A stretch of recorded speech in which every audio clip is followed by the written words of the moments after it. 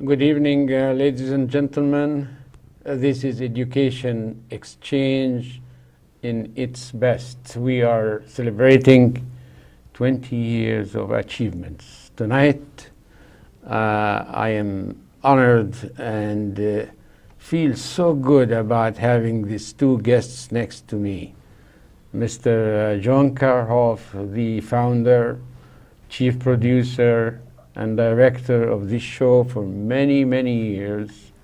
And on his left-hand side is Michael Peterson, his fellow founder and chief director for many, many years. Co-conspirator. You can say so. And it's a wonderful night to have you as our first show tonight. A lot of people wanted to meet with you personally and see the creators of this marvelous show that has been on the air now for 2 decades. As a matter of fact, we wanted to bring the tart here and the candles, but I think it would have been so much for our studio without having too many audience. But maybe we are going to invite our audience for a nice celebration with dance and everything. And you can sing because that's one of your talents. and we heard you before singing It's a Wonderful Life. And we learned from you a lot, John.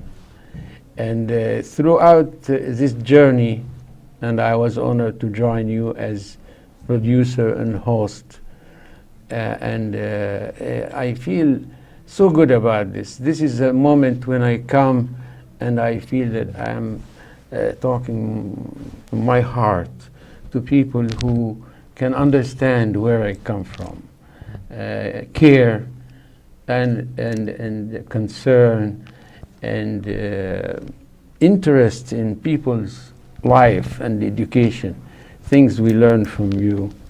And you have been the guiding light throughout all these years, consistent, determined, so devoted and dedicated to the service of this community. And for this, please accept our gratitude and our recognition. And Michael, I cannot say enough about your collaboration, your help, standing by John throughout these years, during the good times and the difficult times. And I would like to start with you, John. Tell us the story. How this baby of you started. Well, thank you, honey. First off, let me tell you, I'm not used to being in front of the camera. In fact, I don't like being in cameras at all. So my job is mostly on the other side of the camera. So being out here is really difficult for me. Getting in front of a classroom, no problem. But getting in front of a camera, I'm pretty shy. But anyway, to answer And there's nobody here to talk back to you like in the classroom. I know, but to answer your question, I guess I've always had a liking with cameras. And when I moved to Phoenix, Arizona, that's about 35 years ago now, they had the opportunity to use their studio. And one of the ideas, I got started with a friend of mine who was doing Home Shopping Club. And then he also did a show similar to our Live and Local here, but through Arizona now and then. And I thought, well, why not, produce a show? Because you had to go through the public access, just like here, and to start a show to spotlight individual teachers or individual schools or things that are happening in the school district that are worthwhile spotlighting. So it got started out in Phoenix, Arizona, and it went fairly well, but we also had our struggles out there trying to get guests and shows operating. But anyway, then when I moved back to Iowa, I found out that PATV was here, so I said, yay, we got a place here that I can start this. So I went over to Mrs. Growe, the superintendent at the time, and I said, is it possible that we start a show like this? And she thought it was a wonderful idea, and everything else is history now. For 20 years, we've been going strong. And the maybe some location. maybe not so strong, but we've kept it consistent. Well, it's been kind of, it's had ups and downs, ups and downs. But even before we get too much into the show, let's talk just a little bit about PATV. I mean, that's one of the reasons that we're on here is because of PATV. Iowa City is great in that it has a few different public access stations, and PATV is one where pretty much anybody that when they go through the workshops can produce shows about pretty much anything they want to. And that's what allowed John to get this started was that organization, the PATV. It's probably the real practice and implementation of what we call free speech. Yeah. There is no doubt about It gives that. anyone and everyone a voice. Yeah. I mean, even if the administration here or the team here don't agree with what their guests say, they allowed it. And They don't have to give agree them with a window and an outlet to express their views. Because I know both John and I have been on the board of directors here. You were on for 6 years. You were 2 terms. I was on for 2 terms for 6 years. And that just helps the people involved in the background like that help keep this organization That's when going. the board members were getting paid the big bucks, right? Yeah, pretty much like they do now. Yeah. Okay, so the journey started with John, and then how did you meet and collaboration started? Well, For John, 20 years. Yeah, John started this. I think I came in on the second show. John had put out an email. I put an all call out on email for anybody and anybody that would like to get involved with producing this show. And I showed up. Michael was one of the first ones on the list. He came up and he said, "That's a great idea. He's been wanting to do this all his life." Well, and I, like John, in one of my former districts, we had also we didn't have a studio like this. I mean, ours, basically we did on camcorders, and then we had to edit it ourselves, and we just took it down and put it on and played it when we could on there. So it wasn't near the opportunity that they have here, because, I mean, having a studio is a fantastic thing. And so I had done some things previously also in the same vein. And so when John put that out, then I came down. So from about the second show on, I've been hanging around, And that was getting in the way. public library? You had this little room? It started, I yeah. remember that. When it started out, it was Although I back was in a the public very library. little kid at Yeah, the yeah, time, yeah. you know, I mean, but I came with my parents That's there, right, that's right. as you know. I remember we had the rocking horses and stuff to keep the kids rocking. Yeah, and you were rocking. Yeah, it went from the back of the library, which I can't remember how many years we were there, and then it moved to a place just up the street where, right beside where her soup kitchen is right now. I don't know what's in the Dubuque, South Dubuque Street, right? Yeah. Yeah. Yep, and then we bought this, actually when, we used to, I think we were both on the board when we ended up Yep. buying this. We went around and looked at different places and looking for a place to purchase. And then that's how PATV ended up here. The studio in the back of the library was probably, about a third this size? At least, yeah. You know, it was just tiny, just a little tiny thing, and so this is a beautiful area here. Some of the comments that I get from people who watch this show on TV, and we have very loyal audience, as you know. Maybe people who like public access TV like our show. And they make comments, and some of it is very constructive. And I get a lot of phone calls and comments after the conclusion of any show we do. And one of the comments that I hear a lot, that we are doing a good job despite the fact that we are part of the school district. And I try to explain to people that we are independent. Yeah, we either are working for the district or we have been working for the district, but we have our independent opinions and our independent approach. Nobody in the district tells us what we have to do. We suggest, but you mentioned that we try to shed the light on the positives and the achievements and the good things that are happening there.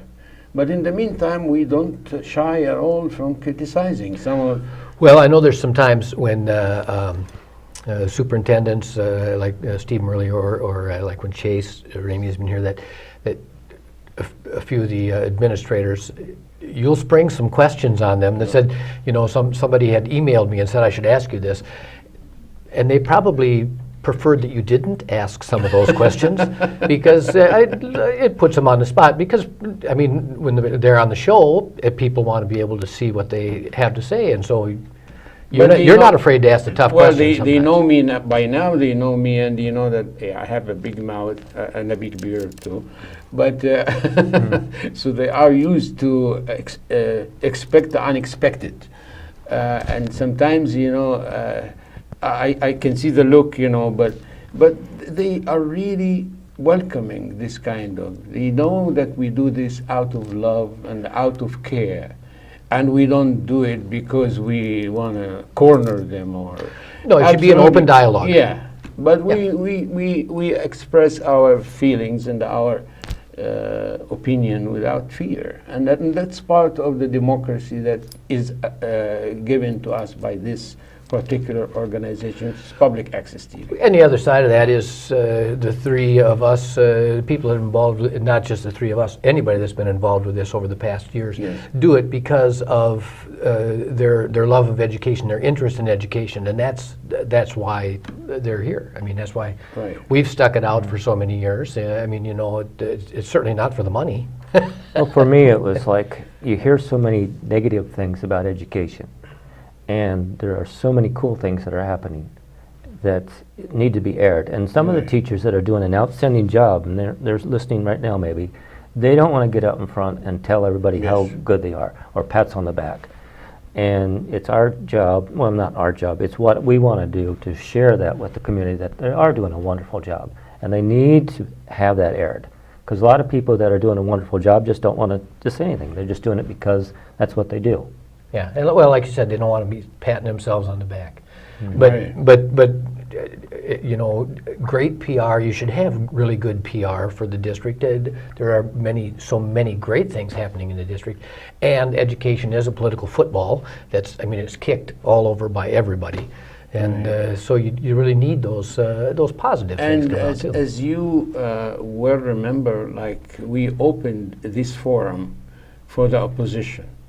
And we invited the people who are confronting the education administration and the board, and we gave them a forum, and we say, you're welcome here, say what you like to say. And those people were able to express their views freely, without any limitations from our side, without any guidelines. The microphone was opened, and they were expressing their ideas. And it was great, definitely. Some of the stories that I heard from you over the years were very interesting, and you were just maybe telling me a story that I've never heard before. Can you share with our audience these anecdotes? Sure. We've had several hosts, and when Mike and I got this going, we had a difficult time finding somebody that would want to be in front of the camera. So all the time. Continually. How many? Maybe 15, 20 different people have hosted over the years. A lot of interns, a lot of people that were wanting to get into broadcasting journalism. How many Miss Iowas? Two? Two Miss Iowas. Two Miss Iowas. One Miss USA. Yeah. And Mr. Iowa. And Mr. Universe over there. Mr. Universe.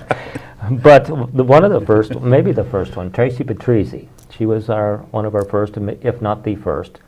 She was told, we set up a nice little program for her that we had like 6 kids, and each kid was going to have about 5 minutes on each segment. And all you had to do is come in, introduce the kids to the camera and everything, and the show would be over. Well, the first kid took maybe 10 seconds. Second kid maybe take 3 seconds. Third one took maybe 5 seconds. And the whole The thing was longest done. one was probably about a minute. Yeah. So it was done. What they had to say was finished in about 6-7 minutes. So Tracy then had to stretch it. And she had no script, nothing. Did you give her the sign? I said, Right, yes, yeah. stretch this Yeah. thing. And And she, well, So yeah, to excellent. make the long story short, she made it so professional, she made it so interesting that I just lost track and just in the, wow, this is amazing. she never got flustered, she just carried right on, just kept asking the kids more and more, you know. She would just, And then when the show was over, I just said, I wanted to crack, and then she, don't you ever do that to me again. she wasn't real pleased. She did an excellent job, but she wasn't real pleased. Yeah. That was one of the highlights of the shows that we did. That was really kind of nice. One of the other ones Mike was telling about earlier that we had was sometimes the principals, they don't let us know who the guests are, so we find out that particular night who's coming in, and all of a sudden these kids started coming in, 10, 15, pretty soon we had about 30 kids in here. Amazing. A whole, And a you whole can class. see, you can see in this studio, there's no way you'll get, I mean, it's a great sized studio, but you're not getting 30 kids on camera in here. Yeah, and their plan was to have 3 scene changes with different settings. And we had 35, 40 minutes to do a 30-minute show with 3 or 4 things like this, and it was amazing. It took us probably, what, an hour and a half for the one show, maybe?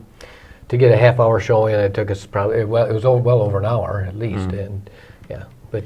That's why when we have guests come in, it's kind of like to know, we like to know ahead of time how many guests there are, what's their format, if there's any roll-ins that they can take video from their school that we can use as a roll-in to the show. It just makes it so much nicer, and I think the principals and teachers have a better idea getting more kids involved. But it's still best when there are kids involved. I mean, I think all the best shows, I mean, we can have a principal sitting here talking to you, and you'll get a lot of information out, but it's Yeah. kind of boring after a while. Yeah. Whereas if you've got kids in here explaining the stuff that they've been doing, I mean, first of all, the reason the kids are here is because they want to talk about what they've been doing. And it's just so much more fun, especially if they bring activities. We had some kids bring in one time their robotics first Lego League challenge, and they came in and they set that all up and explained it all. And I mean, that was a great show. You know, just Yeah, that's why probably we are doing now this production meetings with them and go to schools and yeah. rehearse with the kids, because only one time I think the year before last year when I did the production meeting and I had the script done and then when the time came for taping, it was totally different thing, and I said, I'm sorry, you know. But it was so difficult, and John said, so you didn't expect all those kids to come? And I said, not really. And he said, let us move. And he moved those big chairs here, you know. It was a surprise to me and to him, but I think I discovered that moment that the most difficult part is to say no to a kid who's Yeah. going to a station knowing that he's going to be on the air, on the screen, and then you say, sorry, you can't go. Oh yeah, we'll always Yeah. always work them in. I can, Always. yeah. We'll fit them in sometime or somehow. But it's gotten better over the years too. I mean, we don't have those anymore. We really haven't had those big surprises anymore. And a big part of it is because you do more. You go out more and talk to them about what's going on or what they need to know before they come on and stuff. And that's, I think, one of the benefits of having someone that, I mean, you've been a pretty regular host for years now, which when it was people that would just drop in, a lot of times it was teachers, you know, different, and so they just say, okay, yeah, I can do that. But they didn't have time to go prepare for anybody or talk to anybody else. And that's one of the great things that you do. It's that have actually time. my link to the classrooms again, you know, Yeah. and then going to visit and see the differences and the changes. So it's not a hardship. It's an enjoyment. Now, let me jump to another. Was there a real difficult time that you thought maybe we should not do this? Not do the show, you mean? Yeah. Not do a particular segment? Well, probably there was a time John left for 2 years. You were in I went to Japan. Japan. He went to Japan for 2 years, so I ran it alone for 2 years. And during that 2 years, there was probably about the last 3 months of the school year, I just said we're just running reruns because it had just gotten to where they just, at that point in time, they were just sending me, you know, a stack full of video clips saying put them together. And I was spending, you know, 15, 20 hours a week trying to get a half-hour show together. So I just decided if they're not coming in to the studio, I just wasn't going to do that anymore. That was probably the most difficult time, when it was just me, when he was gone for gallivanting around the world for 2 years. World traveler. Yeah, huh? yeah, working on his Japanese. But other than that, No, I think it's been pretty smooth. the biggest thing is it would be great if there were other people that were interested in getting involved, because mainly I've retired, you've retired, John's And going to be- I'm just tired. Never retired. and you know, so eventually we're not going to be doing this all that much, you know. Yeah, if we could put a plug in for some help too, this would be a wonderful time for it. Yeah, because I mean, it's a great to learn. When you do this, you learn how to do everything. You learn how to run the cameras. You learn how to do the production from the back. You learn how to sit up here and talk. I'll sit in a lot of times when you're not here, Right. and things, and you just get an overall. And what view. I'm also kind of hoping for is we get students involved with the video productions, with the studio work. Whether it be high school or junior high or even elementary, that'd be so nice to get students in here that are operating, doing the director, do the camera, do the sound. Really get them soundboard. some experience when they're young. Yeah. Mhm. Because actually, I think that's still true, is that the kids in high school, or kids in school, I should say, get, aren't the workshops still free for them? Yeah, oh, that's, yeah. You know, so I mean, they can go through the workshops and not have to pay. The first one's always free for everybody, but after that, there's a charge to them, although you can work it off. But not elementary, but any students, it's free for them, and that and then they don't just have, they're certified they can do anything. They don't have to do just this show. They can create their own shows. So And definitely the support that we receive most of the times from the administration is of tremendous significance, because the time of Barb Grohe, and we have to give her credit for that, she was enthusiastic, she was supportive of the idea very And then much. And Lane Pluggy so came along, and so Pluggy he promoted more of it. and Steve Murley became even more assertive when it comes to the necessity to do that. make sure each And, school is there. Yes. He was the first to invite us to the administrative council meeting to do presentation. And I was not joking really when I said it's very important for the school to do that, because as you have said, the voice of negativity is sometimes louder than the positive highlights that focuses on the district. Where are we going from here?